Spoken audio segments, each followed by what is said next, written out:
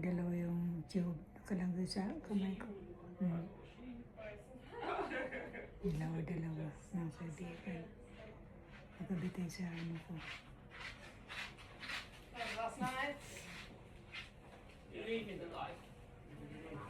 Dito ko sa Barnet Emergency Hospital. Mga kaibigan. Imagine mo, dalawa. Mga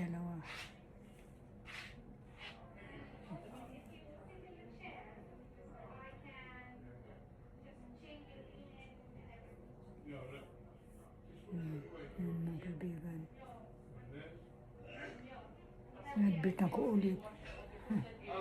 Nag-admit ako ulit, mga kaibigan. Nilagnat kasi ako.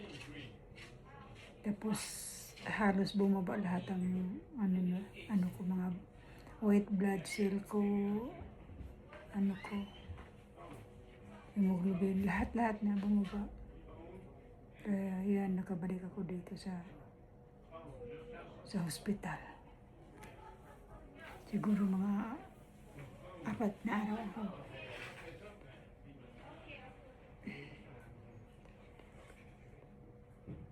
5 days na ako ngayon.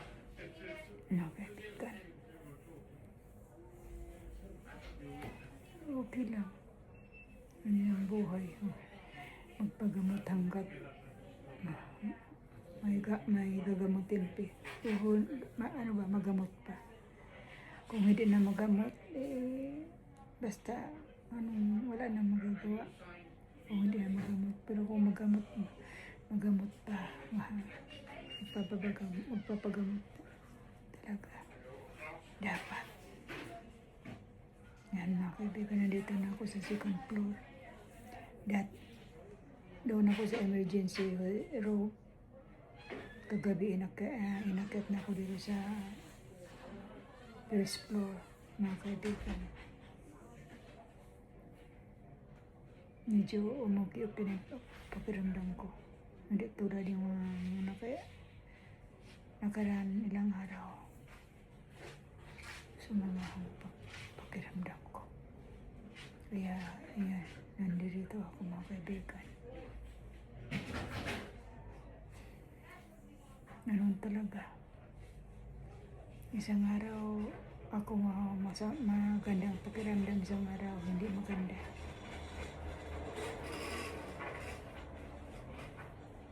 Yan. Mga kaibigan.